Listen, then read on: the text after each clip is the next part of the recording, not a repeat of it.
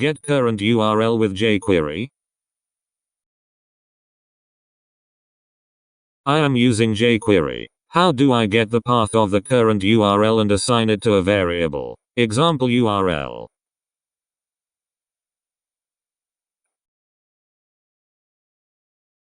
To get the path, you can use window location path name, returns path only, window location href, returns full URL, window location origin, returns base URL.